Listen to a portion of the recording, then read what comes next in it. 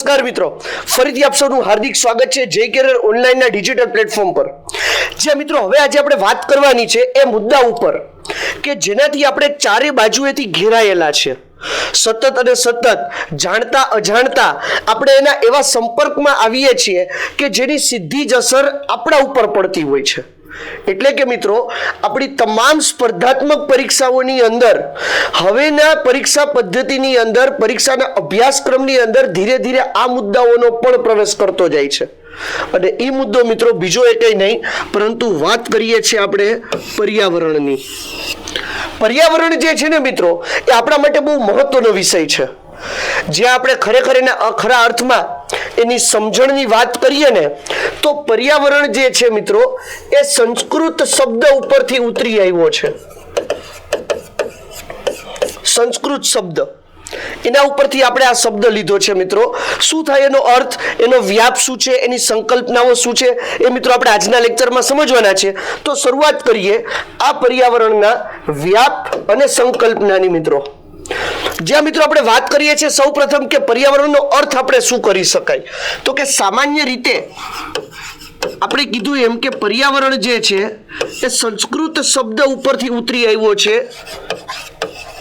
જ્યાં સંધિ છૂટી પાડો એટલે બળે પરી વત્તા આવરણ। જ્યાં પરી એટલે મિત્રો અહીંયા પાંખવાળી પરીની વાત નથી થતી, વાત થાય છે પરી એટલે આસપાસની, અને આવરણ એટલે આપણી આજુબાજુ આવેલી જે કોઈ વસ્તુ કે જેનાથી આપણે મિત્રો ઘેરાયેલા છીએ એને કહેવાય મિત્રો પર્યાવરણ। તો સામાન્ય રીતે આપણે વાત કરીએ ને મિત્રો તો આપણી આસપાસ ઘણી બધી વસ્તુઓ ઘેરાયેલી છે। એટલે કે આપણે એવું ન વિચારી શકીએ કે આપણી આજુબાજુ કોઈ એક જ વસ્તુથી આપણે ઘેરાયેલા છીએ। સામાન્ય રીતે આપણે જ્યારે પર્યાવરણના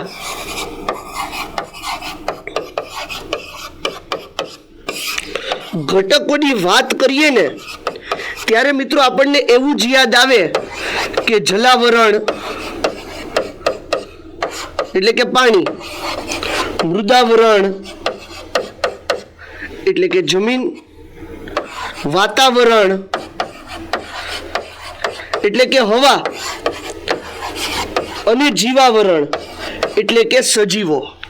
પરંતુ મિત્રો વાસ્તવિક રીતે આ જે ઘટકો છે ને એને હું પૂર્ણ નહીં કહું, કારણ કે આપણું પર્યાવરણ મિત્રો આપણે જે ચારે બાજુએથી ઘેરાયેલા છે એ માત્ર ને માત્ર જલાવરણ, મૃદાવરણ, વાતાવરણ કે જીવાવરણ પૂરતું મર્યાદિત નથી। આપણી આસપાસ નજર કરીએ તો એવી ઘણી બધી વસ્તુઓ આપણને જોવા મળે કે જે પૈકી કેટલીક સજીવ છે તો કેટલીક નિર્જીવ છે, પરંતુ મિત્રો એની વધતા ઓછા પ્રમાણમાં જાણતા અજાણતા આપણા ઉપર સીધી જ અસર થતી હોય છે। તો આ જે પર્યાવરણની આપણે વાત કરીએ છીએ મિત્રો એનો અર્થ આપણે સમજીએ કે પર્યાવરણ શબ્દ એ સંસ્કૃતના પરી એટલે કે ચારે બાજુ અને અવર્ણ એટલે કે આવરણથી બનેલો છે। જ્યાં એનો ખરા અર્થમાં સમજીએ તો માનવીને ચારે બાજુથી ઘેરતું આવરણ એટલે આપણું પર્યાવરણ। અને આપણે કીધું એમ મિત્રો કે પર્યાવરણ જે છે એ માનવી તો એમાં આવે જ છે, પણ એના સિવાય એની આસપાસના તમામ પ્રાકૃતિક, માનવીય, સામાજિક અને સાંસ્કૃતિક તત્વોનો સમૂહ જે છે એ આ માનવીને પ્રભાવિત કરે છે। મિત્રો આપણી આજુબાજુ આપણે નજર કરીએ મિત્રો તો કેટલી બધી એવી પ્રાકૃતિક રચનાઓ જોવા મળે, જેમ કે જલાવરણ, મૃદાવરણ, વાતાવરણ એ આપણા ઉપર સીધી જ અસર કરે છે, આપણા જીવન ઉપર સીધી અસર કરે છે। માનવીય પ્રવૃત્તિઓ છે, સામાજિક પ્રવૃત્તિઓ છે, સાંસ્કૃતિક પ્રવૃત્તિઓ છે, આ બધી જ પ્રવૃત્તિઓ મિત્રો માનવીય જીવનને અસર કરતી જ હોય છે। તો આના વિશે મિત્રો આપણે સમજીએ કે પર્યાવરણની વ્યાખ્યાઓ જે આપી છે એ પર્યાવરણની વ્યાખ્યા આપણે સ્વીકારી છે સર્વ સ્વીકૃત બે જણની, એક છે વેબસ્ટર અને બીજા છે એન્ડરસન। વેબસ્ટર શું કહેવા માંગે છે મિત્રો તો કે પર્યાવરણ એ બાહ્ય પરિસ્થિતિઓનો સમૂહ છે। સ્વાભાવિક છે મિત્રો કે આપણી અંદરના પર્યાવરણની વાત નથી કરતા, આપણા અંદર શું ચાલે છે એની વાત નથી કરતા, બહારની વાત કરે છે। એ બાહ્ય પર્યાવરણનો એક સમૂહ છે જે જીવિત સજીવોના જીવન અને વિકાસને અસર કરે છે। જે સજીવ જીવિત અવસ્થામાં છે મિત્રો, એના જીવનને તો અસર કરે જ છે, સાથે સાથે એના વિકાસને અસર કરે છે. હવે મિત્રો વિચારો કે સીધા સજીવોના જીવન સાથે સંકળાયેલી બાબત છે પર્યાવરણ. તો આ પર્યાવરણ મિત્રો અભ્યાસથી અળગો કેમ રહી શકે? માટે મિત્રો આપણને ખ્યાલ છે કે નાના ધોરણોથી લઈ અને મોટા ધોરણો સુધી મોટા ભાગની સરકારી ભરતીઓની પરીક્ષાઓમાં પણ મિત્રો સામાન્ય વિજ્ઞાનની અંદર પણ આ વિષયને આપણે સમાવેશ કરી દીધેલો છે. એન્ડરસનભાઈ શું કહે છે? તો કે પર્યાવરણ એ તમામ ભૌતિક, જૈવિક, સામાજિક અને સાંસ્કૃતિક પરિબળોનું સંકલન છે. હમણાં જ આપણે કીધું મિત્રો કે પર્યાવરણ માત્ર જલાવરણ, મૃદાવરણ, વાતાવરણ અને સજીવોથી બને જ એવું નથી મિત્રો. એની સાથે સાથે મિત્રો એમાં સામાજિક પરિબળો ઉમેરાતા હોય અને સાંસ્કૃતિક પરિબળો પણ ઉમેરાતા હોય છે. જણાવી દઉં મિત્રો કે અહીંયા આપણે જે જલાવરણ, મૃદાવરણ અને વાતાવરણની વાત કરીએ છીએ, આ આપણા નિર્જીવ ઘટકો કહી શકાય, અથવા તો મિત્રો આપણે એને ભૌતિક ઘટકો પણ કહી શકાય, અથવા તો આપણે એને પ્રાકૃતિક ઘટકો પણ કહી શકાય. એમાં જીવ નથી એટલે નિર્જીવ છે અથવા તો ભૌતિક છે, પણ આપણને કુદરતી રીતે મળે છે એટલે આપણે એને પ્રાકૃતિક તરીકે પણ ઓળખીએ છીએ. તો પર્યાવરણ મિત્રો કોઈ એક સજીવથી નથી બનતું. આ પર્યાવરણ જે છે એ ભૌતિક, જૈવિક, સામાજિક અને સાંસ્કૃતિક પરિબળો જે છે મિત્રો એ બધાથી ભેગું થઈને બનતું હોય છે. આગળ એના પછી આપણે વાત કરીએ પર્યાવરણના મુખ્ય ઘટકો વિશે. જે આપણે વાત કરી કે પર્યાવરણને આપણે કહી શકીએ પ્રાકૃતિક પર્યાવરણ, માનવીય પર્યાવરણ, સામાજિક અને સાંસ્કૃતિક પર્યાવરણ. એટલે કે આપણે આ મુખ્યત્વે 3 કે 4 ભાગમાં એને વિભાજિત કરી શકીએ. એમાં પ્રાકૃતિક પર્યાવરણની વાત કરીએ મિત્રો તો પ્રાકૃતિક પર્યાવરણ એટલે કે જેમાં જમીન, હવા, પાણી, પર્વતો, વૃક્ષો, પ્રાણીઓ, આકાશ વગેરે એવી તમામ વસ્તુઓનો સમાવેશ થાય મિત્રો કે જે આપણને કુદરત તરફથી મળે છે. યાદ રાખજો મિત્રો કે પર્યાવરણ એ એક એવી સંરચના છે મિત્રો કે જે સજીવોનું અસ્તિત્વ ટકાવવા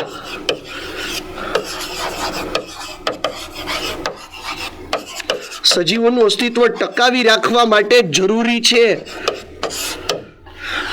જો મિત્રો પર્યાવરણની અંદર કોઈ પણ ઉલટફેર થાય મિત્રો તો સજીવોનું અસ્તિત્વ ટકાવવા સામે પ્રશ્ન ઊભા થવા લાગે. તો એમાં જે પ્રાકૃતિક પર્યાવરણ છે એટલે કે પ્રાકૃતિક એટલે કુદરતી, કે કુદરતમાંથી એવા આપણને કયા પરિબળો મળે છે કે જે આપણું પર્યાવરણને ટકાવી રાખવામાં મદદ કરે છે, જેના લીધે સજીવો પોતાનું અસ્તિત્વ ટકાવી શકે. તો કે પેલા વાત કરી જમીન. તો મિત્રો આપણા રહેઠાણ માટે જમીનની જરૂર પડે, ખોરાક ઉગાડવા માટે જમીનની જરૂર પડે.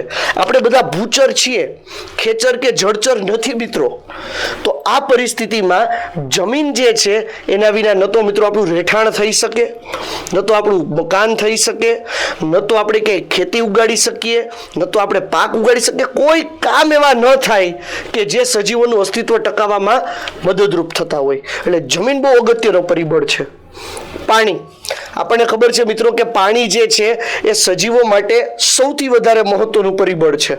પાણી વિના આપણે વધુમાં વધુ મિત્રો 11 દિવસ આપણું અસ્તિત્વ ટકાવી શકીએ છીએ. કોકની વિકેટ 5 દિવસે ખડે, કોકની 10 દિવસે ખડે, પણ મેક્સ ટુ મેક્સ મિત્રો 11 દિવસ સામાન્ય માનવીય ક્ષમતા છે પાણી વિના પોતાનું અસ્તિત્વ ટકાવી રાખવાની.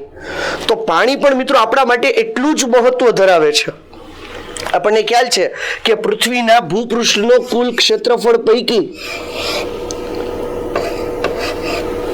72% ભાગ જે છે મિત્રો એ પાણીથી ઘેરાયેલો છે અને બાકીનો 28% ભાગ જે છે મિત્રો એ જમીનથી ઘેરાયેલો છે.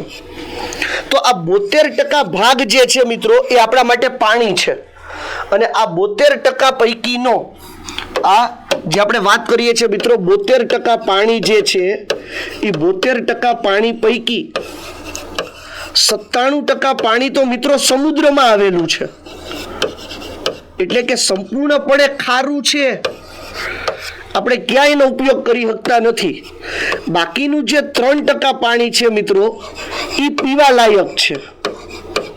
પણ જાણીને અચરજ લાગશે કે 3% પીવા લાયક પાણીમાંથી પણ 2% પાણી તો મિત્રો બરફ છે.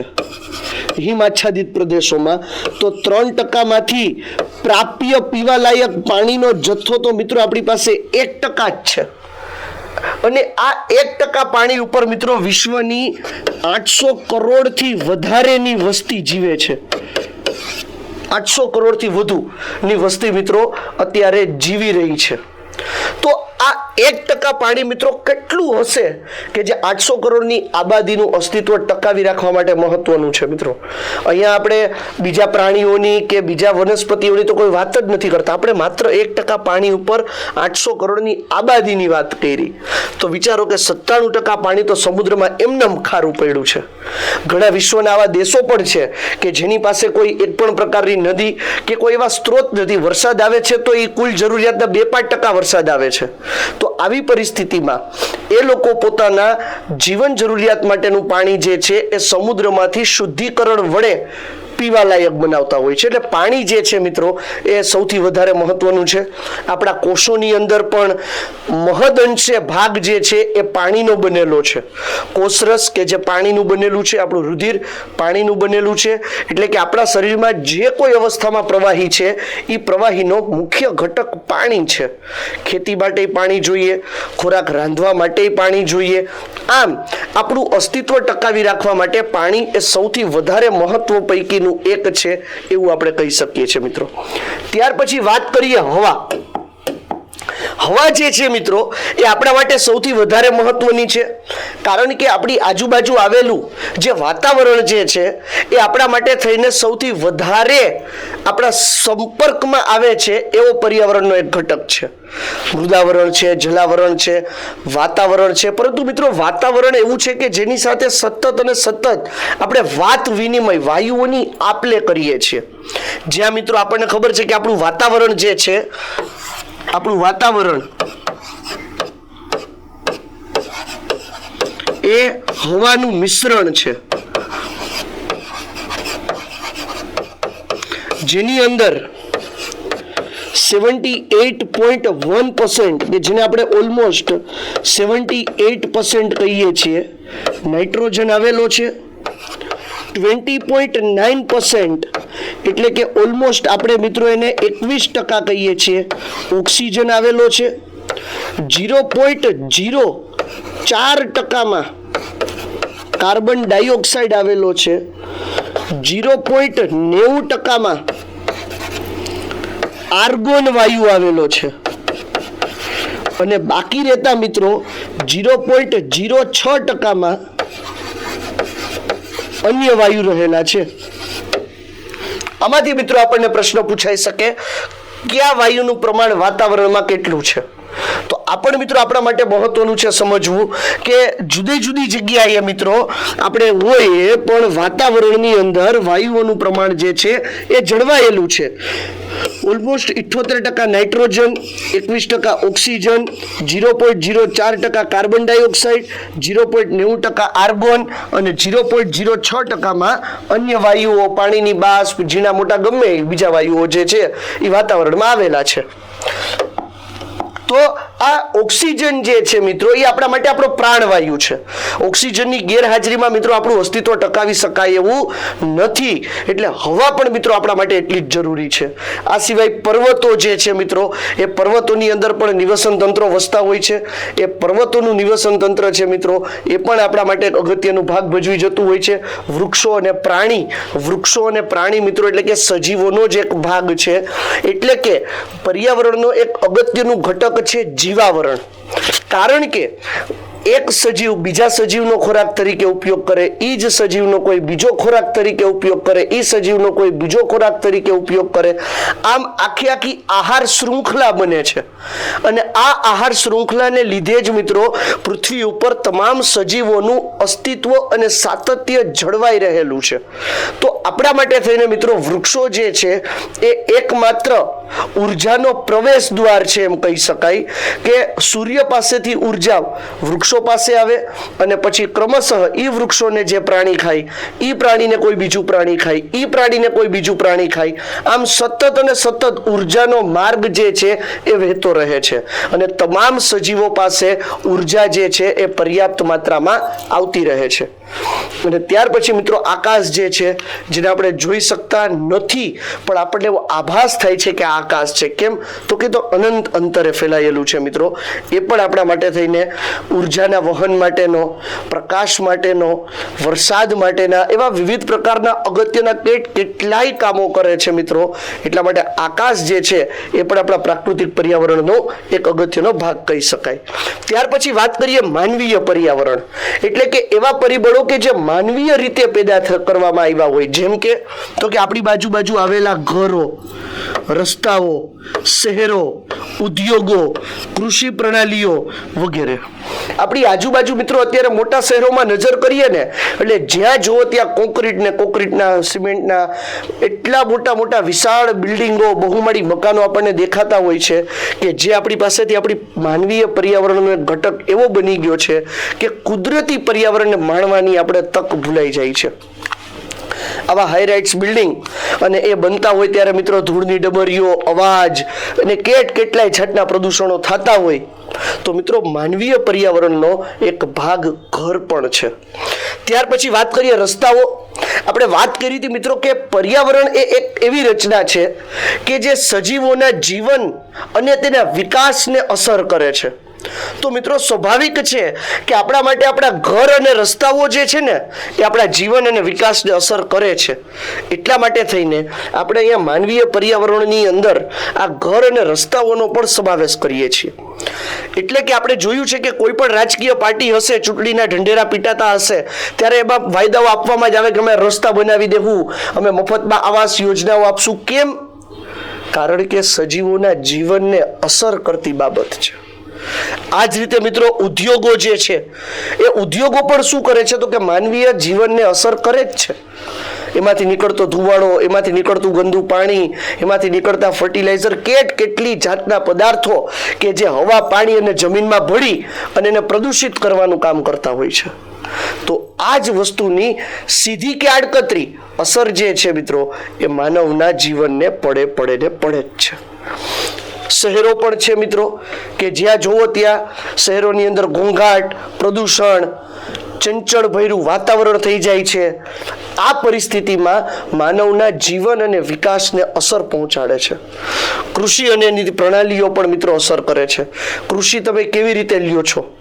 આપણને ખબર છે મિત્રો કે કૃષિ પ્રણાલીઓની અંદર સમયાંતરે વૈજ્ઞાનિકોએ ઘણી બધી વિકાસ ગાથાઓ રચી છે.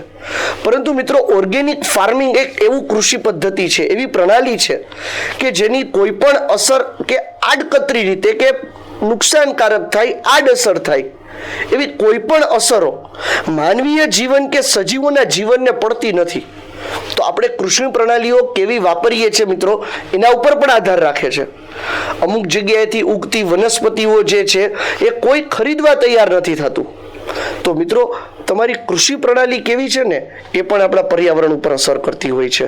આપણને ખ્યાલ છે કે પંજાબની અંદર જે ખેતી કરવામાં આવતી હોય છે, ખેતરોમાં આગ લગાડી દેવામાં આવે છે, ઝૂમ ખેતી કરવામાં આવે છે, જેના લીધે વાતાવરણનું પ્રદૂષણ થાય છે. અને દિલ્હીની અંદર એના કેસ ચાલે છે. કેમ તો કે દિલ્હી એવું કહેવા માંગે છે કે દિલ્હીનું વાતાવરણ તો ચોખ્ખું જ છે પણ બાજુમાં આવેલું પંજાબ જે છે ત્યાં આ માટી બાળી નાખે છે, ખેતરો બાળી નાખે છે, એના લીધે આ પ્રદૂષણ જે છે દિલ્હીમાં આવી જાય છે.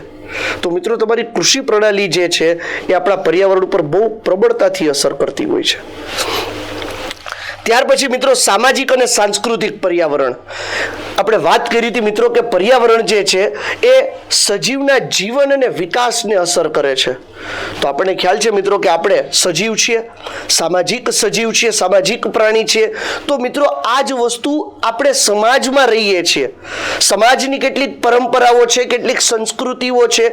આ સંસ્કૃતિઓ અને આપણી જે પરંપરાઓ છે મિત્રો એ પણ પર્યાવરણનો એક બેજોડ ભાગ કહી શકાય, એક અભિન્ન અંગ છે જેની અંદર મિત્રો સમાજના લોકો, એની પરંપરાઓ, એની સંસ્કૃતિ, ધર્મ, ભાષા, શિક્ષણ અને રિવાજો, આ બધી જ વસ્તુ મિત્રો સામાજિક અને સાંસ્કૃતિક પરિબળોનો જ એક પ્રકાર છે કે આપણી આજુબાજુ આવેલા લોકો કેવા છે. સાથે સાથે મિત્રો એની પરંપરાઓ, એની સંસ્કૃતિઓ, એના ધર્મો, એની ભાષા, એનું શિક્ષણ, એના રિવાજો, આ બધી જ વસ્તુ મિત્રો માનવ જીવનને અસર કરે છે. આપણી આજુબાજુ આવેલું પર્યાવરણ જો મિત્રો સારું હશે ને તો વિકાસ વધુ થશે. આપણી આજુબાજુ આવેલું વાતાવરણ જે છે મિત્રો એ ખૂબ જ તણાવભર્યું હશે, ખૂબ જ નકારાત્મક ઉર્જાઓથી ભરેલું હશે મિત્રો, તો આપણે સારા વિચારો નહીં આવે. એટલે પર્યાવરણ જે છે મિત્રો એ માત્ર ને માત્ર હવા, પાણી, જમીન અને સજીવોથી ઘેરાયેલું નથી. એ અસર કરે છે મિત્રો કે તમારી આજુબાજુ કોણ છે, એની ભાષાઓ શું છે, એની પરંપરાઓ શું છે, એના ધર્મો શું છે, એના રીતિ રિવાજો શું છે, એની સંસ્કૃતિ કેવી છે. આ તમામ વસ્તુઓ પણ પર્યાવરણના નિર્માણમાં એક મહત્વનો ભાગ ભજવતી હોય છે. તો મિત્રો આ આપણે જે વાત કરી મિત્રો એ પર્યાવરણના મુખ્ય ઘટકો વિશે વાત કરેલી છે. આમાંથી મિત્રો આપણને પ્રશ્ન પૂછાઈ શકે કે પરંપરાઓ જે છે એ પર્યાવરણના કયા ઘટકોનો સમાવેશ કરે છે. તો મિત્રો આપણને ખ્યાલ હોવો જોઈએ કે સામાજિક અને સાંસ્કૃતિક પર્યાવરણની અંદર એનો સમાવેશ થાય છે. રિવાજો જે છે એનો સમાવેશ થાય છે સામાજિક અને સાંસ્કૃતિક પર્યાવરણની અંદર. મિત્રો પ્રદૂષણ થવું એ કયા પર્યાવરણનો ઘટક કહી શકાય મિત્રો? તો એ માનવીય પર્યાવરણનો ઘટક છે. કારણ કે માનવીય પ્રવૃત્તિઓ દ્વારા શું થાય છે તો કે પ્રદૂષણો ફેલાતા હોય છે. આમ આપણે વાત કરી મિત્રો પર્યાવરણના મુખ્ય ઘટકોની. હવે વાત કરશું મિત્રો પર્યાવરણનો વ્યાપ. તો મિત્રો પર્યાવરણનો વ્યાપ છે ને ખૂબ વિશાળ છે. પર્યાવરણ એ માત્ર મારા અને તમારા પૂરતું મર્યાદિત નથી રહેતું. એ દરેક સજીવોના સંપર્કમાં આવે છે અને દરેક સજીવો સુધી આનો વ્યાપ ફેલાયેલો છે. માત્ર મિત્રો સજીવો જ નહીં પરંતુ આપણી આજુબાજુ આવેલા જે નિર્જીવ ઘટકો છે મિત્રો એના સુધી પણ આનો વ્યાપ ફેલાય છે. તો આ જે પર્યાવરણનો વ્યાપ છે મિત્રો એ ખૂબ વિશાળ છે અને એ દરેક ક્ષેત્ર સાથે સંકળાયેલો છે. જ્યાં પહેલા આપણે વાત કરીએ શિક્ષણ સાથેનો શું વ્યાપ છે મિત્રો, તો વિદ્યાર્થીઓમાં પર્યાવરણ પ્રત્યે પ્રેમ, જાગૃત અને જવાબદારી વિકસાવવા માટે પર્યાવરણનું શિક્ષણ શું કરવા આપવામાં આવે છે. તો મિત્રો જ્યાં સુધી વિદ્યાર્થીઓ એટલે કે જે વ્યક્તિ શીખે છે એ તમામ, જ્યાં સુધી વિદ્યાર્થીઓ પર્યાવરણ પ્રત્યે પ્રેમ નહીં કરે ત્યાં સુધી એનામાં જાગૃતિ નહીં આવે, જ્યાં સુધી એ પર્યાવરણનું મહત્વ નહીં સમજે કે પર્યાવરણ શા માટે જરૂરી છે, એની મહત્વની સંભાવનાઓને, એના મહત્વની સંકલ્પનાઓને નહીં સમજી શકે મિત્રો, ત્યાં સુધી એ પોતાની જવાબદારી અને જાગૃતિ પ્રત્યે સભાન નહીં થાય. આ વાત મિત્રો માત્ર ને માત્ર અભ્યાસ કરતા વિદ્યાર્થીઓ માટે નથી પરંતુ તમામ સજીવો માટે છે, તમામ માનવીય સજીવો માટે છે કે જે પૃથ્વી પર અસ્તિત્વ ધરાવે છે. આ પર્યાવરણ જે છે મિત્રો એની અસર સીધી કે આડકતરી રીતે સમગ્ર માનવ જાત ઉપર પડતી હોય છે. કદાચ બ્રાઝિલના એમેઝોન જંગલમાં લાગેલી આગ એ માત્ર બ્રાઝિલ પૂરતી મર્યાદિત નથી મિત્રો, એ લાંબા ટૂંકા ગાળે સમગ્ર પૃથ્વી ઉપર અસર કરશે. તો આ સમજણ કેળવવીને બહુ જરૂરી છે અને જ્યાં સુધી પર્યાવરણને સમજશું નહીં ત્યાં સુધી એના પ્રત્યે પ્રેમ નહીં આવે ત્યાં સુધી એની જાગૃતિ અને જવાબદારીઓ પ્રત્યે સભાનતા નહીં આવે. માટે જરૂરી છે કે પર્યાવરણનું શિક્ષણ આપવું ફરજિયાત હોય. ત્યાર પછી મિત્રો વૈજ્ઞાનિક વ્યાપ એટલે કે પર્યાવરણના તત્વો, જીવસૃષ્ટિ વચ્ચેના સંબંધનો અભ્યાસ કરવો અને પ્રદૂષણનું નિયંત્રણ કરવું. એટલે કે સજીવો અને આ જે આજુબાજુ આવેલા પર્યાવરણીય તત્વો છે એની વચ્ચે શું સંબંધ છે. કોઈ જગ્યાએ કોઈ ઘટના ઘટિત થાય છે તો એ ઘટના માટે આપણે ચિંતિત થવું કે નહીં કેમ ખબર પડે? તો કે તો જ કે જો આપણને એ ખબર પડે કે એ તત્વ અને સજીવ સૃષ્ટિ વચ્ચે કોઈ સંબંધ છે ખરા. જો હા તો મિત્રો એમાં કોઈ માઠી અસર પડે છે તો આપણે ચિંતિત થવું પડશે. જેમ કે આપણી આજુબાજુ આવેલું હવા, પાણી, જમીન આ દૂષિત થાય છે તો એ દૂષિત થવા માટે આપણે ચિંતિત થવાનું છે. તો કે હા થવું પડે છે. કેમ? તો કે એનો સજીવ સૃષ્ટિ સાથે સીધો સંબંધ છે. જો હવા પ્રદૂષિત થશે મિત્રો તો આ જ હવામાંથી આપણે શ્વાસ લઈએ છીએ, શ્વાસ લેશું તો આ પ્રદૂષકો આપણા શ્વાસમાં જતા રહેશે, પરિણામે એની માઠી અસર આપણા સ્વાસ્થ્ય ઉપર પડશે. શ્વાસોચ્છ્વાસની બીમારીઓ થશે, હૃદયના હુમલાઓ આવશે. બીજી વાત કરીએ પાણીની, તો જો તમારું પાણી પ્રદૂષિત હશે તો આ પાણી જે સજીવો પીશે એ તમામ સજીવોની અંદર એ પ્રદૂષકો જતા રહેશે. વધતા ઓછા પ્રમાણમાં જેવી જેની રોગપ્રતિકારક શક્તિ એ રીતે એને અસર કરશે ને કરશે. જમીન છે મિત્રો, આ જ રીતે અવાજનું પ્રદૂષણ છે. તો મિત્રો આપણે જે આજુબાજુના વાતાવરણમાં વસવાટ કરીએ છીએ એની આજુબાજુ આવેલા વાતાવરણની અંદર, જલાવરણની અંદર, મૃદાવરણની અંદર, ઇન શોર્ટ પર્યાવરણના તમામ તત્વો સજીવ સૃષ્ટિ સાથે શું સંબંધ ધરાવે છે એ માત્ર ને માત્ર વૈજ્ઞાનિક વ્યાપ દ્વારા જ આપણને ખબર પડી શકે. અને જો આ આપણને ખબર પડે તો મિત્રો એનાથી થતી અસરથી પણ આપણે બચી શકીએ, જેમ કે પ્રદૂષણ, જેમ કે ગ્લોબલ વોર્મિંગ, જેમ કે ઓઝોન સ્તરનું વિઘટન. આ મુદ્દાઓ મિત્રો આપણને જાણીતા અને બહુ સામાન્ય લાગે, પરંતુ એટલા ગંભીર મુદ્દાઓ છે કે જેના ઉપર આપણે ચર્ચા કરીએ તો થોથાના થોથા ભરાઈ જાય.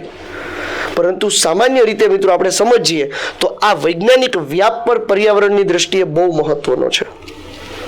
આર્થિક વ્યાપ એટલે કે કુદરતી સંસાધનોના યોગ્ય ઉપયોગ અને સંરક્ષણ માટે એક નાનકડું ઉદાહરણ આપીને વાત કરું મિત્રો કે લાકડા આધારિત ઘણા બધા ઉદ્યોગો છે. લાકડા આધારિત ઉદ્યોગો તો સ્વાભાવિક છે મિત્રો કે જે લાકડા આધારિત ઉદ્યોગો સાથે સંકળાયેલા લોકો હશે એ જંગલમાંથી લાકડાઓ કાપી અને પોતાના ઉદ્યોગને વધારવા માટેનો પ્રયત્નો સતત કરતા રહેશે. એટલે કે પોતાની આર્થિક ઉપાર્જન માટે સતત અને સતત પ્રયત્ન કરે છે. કોઈ ઇમારતી લાકડું મેળવવા માટે કામ કરે છે, તો કોઈ રમકડા બનાવવા માટે લાકડા મેળવવાનો પ્રયત્ન કરે છે, તો કોઈ બીડી બનાવવા માટે કામ કરે છે. તો જુદા જુદા વૃક્ષોના લાકડાઓનો ઉપયોગ જુદો જુદો હોય મિત્રો, પરંતુ મહત્વનો મુદ્દો એ છે કે આ જે લાકડાઓને આપણે જે જંગલમાંથી પ્રાપ્ત કરીએ છીએ મિત્રો, એ આપણા આર્થિક વ્યાપ માટે તો 100% સાચું છે. પરંતુ એક જગ્યાથી આપણે લાકડા કાપી આપણો હેતુ પૂરો કરી લીધો તો ત્યાં એના પુનઃ વસવાટની આપણે સંભાવનાઓ રચવી જોઈએ. અને ખરેખર તો મિત્રો લાકડાઓ કાપવા માટે થઈને વૈજ્ઞાનિક પદ્ધતિઓ શ્રેષ્ઠ છે કે સમગ્ર વૃક્ષને કાપવાને બદલે એની ડાળીઓને કાપવામાં આવે. તો મિત્રો અહીંયા આર્થિક વ્યાપ જે છે મિત્રો, એના માટે આપણે કુદરતી સંસાધનોનો ઉપયોગ તો કરીએ જ છીએ. પછી આ તો એક સામાન્ય ઉદાહરણ તમને આપ્યું મેં લાકડાઓનું. આ જ રીતે મિત્રો આપણે પાણીઓનો ઉપયોગ કરીએ છીએ, ખનન માટે જમીનનો ઉપયોગ કરીએ છીએ.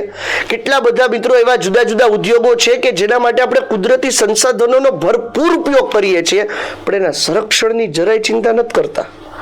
તો મિત્રો આવનારા સમયની અંદર આ કુદરતી સંસાધનો જે છે એ બનવા માટે લાખો વર્ષોની પ્રક્રિયાઓ થતી હોય છે. તો એ આપણી પાસે ધીરે ધીરે ખૂટતા જશે. માટે મિત્રો આ વસ્તુનું જ્ઞાન પર્યાવરણ દ્વારા જ મળી શકે છે અને આર્થિક વ્યાપ સાથેના યોગ્ય ઉપયોગ, વિવેકપૂર્વ ઉપયોગ કરવા માટે થઈને સમજણ આપે છે અને સાથે સાથે એના સંરક્ષણની સંકલ્પનાને પણ દ્રઢ બનાવે છે. તો આમ આર્થિક વ્યાપ જે છે મિત્રો એ પણ પર્યાવરણ માટે એક મહત્વનું છે. ત્યાર પછી મિત્રો સામાજિક વ્યાપ. આપણે ઘણી બધી જગ્યાએ જોઈએ છીએ કે વિશ્વ પર્યાવરણ દિવસ હોય, પછી વૃક્ષારોપણ માટેના સરકાર દ્વારા જુદા જુદા શાળાઓની અંદર, કોલેજોની અંદર અભિયાનો ચલાવવામાં આવતા હોય છે. આ રીતે મિત્રો ઘણી અલગ અલગ રીતે સામાજિક પ્રવૃત્તિઓ કરવામાં આવે છે કે જેનાથી પર્યાવરણ જે છે મિત્રો એ સરસ રહે. આપણને ખ્યાલ છે મિત્રો કે આપણે એવું વર્ષોથી કહેતા આવીએ છીએ, વૃક્ષ વાવો ને વરસાદ લાવો, સ્વચ્છતા રાખવી જોઈએ, પાણી એ જ જીવન, જળ એ જ જીવન. આવા કેટલા બધા સારા સારા સૂત્રો વાંચ્યા છે, પણ અમલવારી નથી થતી. અમલવારી કરવા માટે મિત્રો એનો સામાજિક વ્યાપ જરૂરી છે. એટલે કે સ્વચ્છતા રાખવી જોઈએ, આજુબાજુ ગંદવાડ ન હોય મિત્રો, જીવજંતુઓ ન થાય, જ્યાં ત્યાં કચરો ન ફેંકાતો હોય, તો લોકો માટે જીવન પણ ખૂબ સરળ બની રહે. ખોટી નુકસાની ન થાય દવા પાછળ, બીમાર ન પડવું, આ બધી વસ્તુઓ ઘણી બધી મહત્વ ધરાવે છે મિત્રો. એટલે સ્વચ્છતા રાખવી એ માત્ર ગાંધીજી આગ્રહી હતા એવું નથી મિત્રો, આપણે પણ આગ્રહી બનવું પડશે. આજુબાજુ ગંદકી ન હોય, સ્વચ્છતા રહી. ત્યાર પછી મિત્રો વૃક્ષારોપણ સામાજિક પ્રવૃત્તિઓની અંદર મિત્રો વૃક્ષારોપણ પણ એક મહત્વનો ભાગ બની જાય છે. શાળાઓની અંદર વૃક્ષારોપણ કરવામાં આવતું હોય છે. આપણે જોયું છે ઘણી બધી જગ્યાએ જુદી જુદી પાર્ટીના રાજનેતાઓને બધા આ પ્રવૃત્તિઓની અંદર જોડાતા હોય, પણ કેટલાક ખરા અર્થમાં વૃક્ષારોપણ કરે છે તો કેટલાક ખાલી ફોટા પડાવે છે. પણ મિત્રો આ કામ ફોટા પડાવવા પૂરતું મર્યાદિત નથી. એવા ઘણા બધા લોકોની મિત્રો ગાથાઓ છે કે જેમને સરકાર દ્વારા પુરસ્કૃત કરવામાં આવ્યા છે કે જે ઉઠીને પેલા એક વૃક્ષ વાવે ને પછી ચા પીવે. સાઉથની અંદર એક ડોક્ટર દંપતી મિત્રો કે જેમણે પોતાનું સમગ્ર જીવન એ જંગલોની જતન પાછળ આપી દીધું, અને એક સમયે કે જ્યાં વિરાન જંગલ હતું ત્યાં આજે વૃક્ષનું જંગલ વસાવી દીધું. સાવ વેરાન હતું, કોઈ નહોતું મિત્રો, ત્યાં આજે વૃક્ષોથી ઘેરાયેલું વન છે.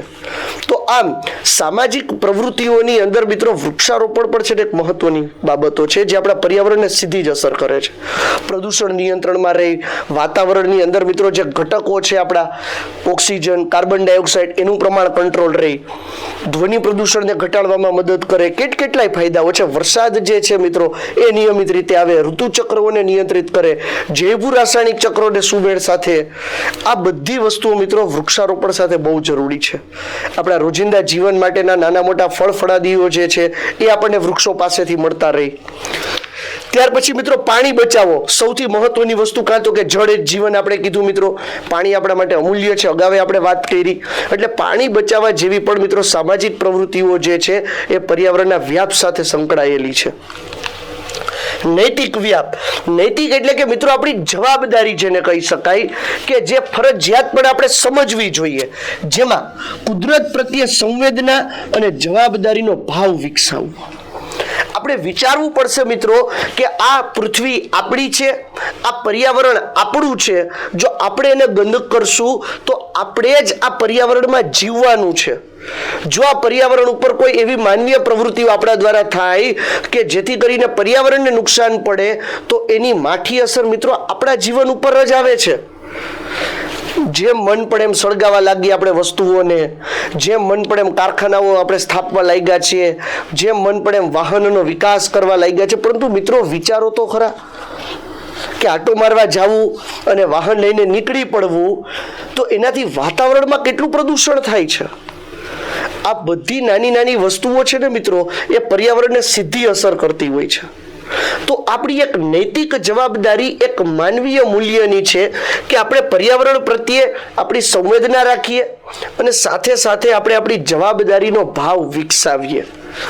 ત્યાર પછી મિત્રો આરોગ્ય વ્યાપ. આરોગ્ય સાથે આપણે વાત કરી મિત્રો કે આપણું પર્યાવરણ જે છે એમાંથી જ આપણે પાણી લઈએ છીએ, ખોરાક લઈએ છીએ, હવા લઈએ છીએ, પર્યાવરણના સીધા સંપર્કમાં છે મિત્રો આપણે. તો જો આ પર્યાવરણની અંદર કોઈ ખલેલ પડે મિત્રો, પર્યાવરણની અંદર કોઈ પ્રદૂષણ થાય તો એની આડકતરી કે સીધી અસર આપણા આરોગ્ય ઉપર પણ પડતી હોય છે. જેમ કે તો કે શુદ્ધ હવા, સ્વચ્છ પાણી, સ્વસ્થ પર્યાવરણ માનવીના આરોગ્ય માટે જરૂરી છે મિત્રો. જો હવા દૂષિત હશે, પાણી દૂષિત હશે, ખોરાક દૂષિત હશે, જમીન દૂષિત હશે તો આ તમામ બાબતોની અસર જે છે મિત્રો એ વધતે ઓછે પ્રમાણમાં સજીવો ઉપર પડતી જ હોય છે.